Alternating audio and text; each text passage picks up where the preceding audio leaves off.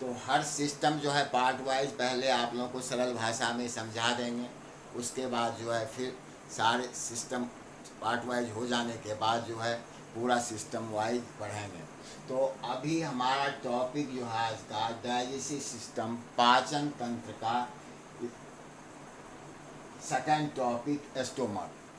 तो स्टोमक जो है ये पहले इसका लोकेशन जो होता है एब्डोमेनल कैविटी में आगे की तरफ रहता है। दूसरा, इसकी लंबाई जो है खाली पेट की लंबाई जो है 12 इंच होता है और चौड़ाई जो है खाली पेट का 6 इंच होता है।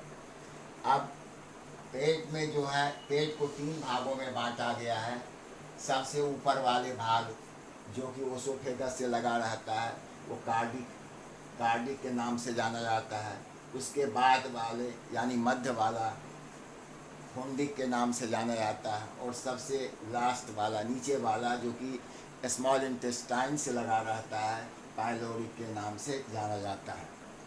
अब ओसोफेगस और कार्डिक के जंक्शन पे एक वाल्व पाया जाता है जो एस्फिंक्टर कहलाता है, और पाइलोरिक और स्मॉल इंटेस्टाइन के जॉइंट पे जो वाल्व रहता है, जंक्शन पे जो वाल्व रहता है वो पाइलोरस कहलाता है। अब फुंडिक में कांटे नुमा एक संरचना रहता है जो रूगी कहलाता है। सबसे ज़्यादा भोजन स्टोमक में 4 घंटा भोजन रहता है और सबसे ज़्यादा समय जो है फुंडिक पार्ट में रहता है। ये कांटे नुमा रचना खाली पेट रहने पे पेट में चुभता है। कभी काल देखते सुने होंगे आप लोग कि गांव में कोई कहता है खाली पेट रहता है तो कांटा चुभ रहा है, यही रूगी चुभता है और इसी के वजह से जो है चुभन महसूस होता है। अब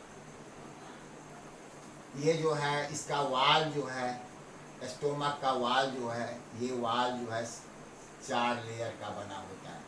सबसे अंदर वाले लेयर जो है म्यूकोसा के नाम से जाना जाता है। उसके बाद वाला लेयर जो है सब म्यूकोसा के नाम से जाना जाता है।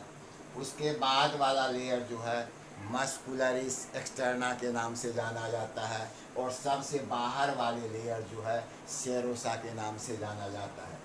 अब अंदर वाले म्यूकोसा लेयर के ऊपर एक मेम्ब्रेन पाया जाता है जो कि म्यूकस मेम्ब्रेन कहलाता है। ये म्यूकस का जो है बना होता है।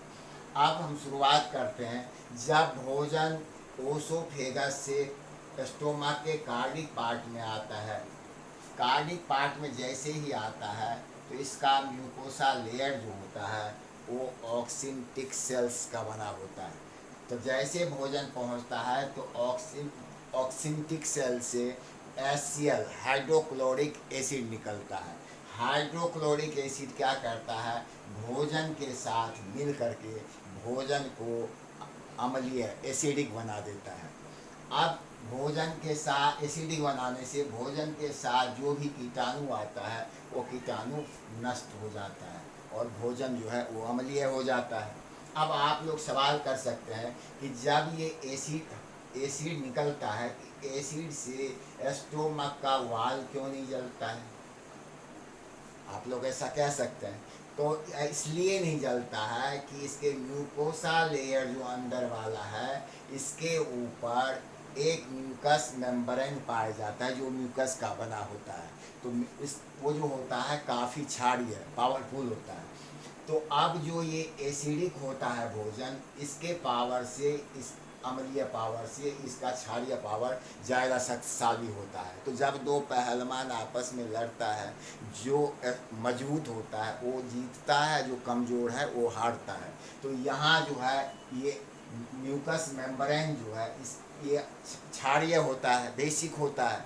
तो इसका पावर के सामने ये अम्लीय जो होता है भोजन HCl कम पड़ता है। इसलिए क्या होता है, इसका इफेक्ट जो है वाल के ऊपर नहीं पड़ता है, जिस कारण बस वाल जो है कोई इसमें खराबी नहीं होता है। अब जब भोजन ओसोफेगस से कार्डिक में आता है, ये अम्लीय होने के बाद फुंडिक पार्ट में आता है। फुंडिक पार्ट में भोजन काफ़ी टाइम इसी में रहता है और इसको ये क्या करता है कि फैला देता है।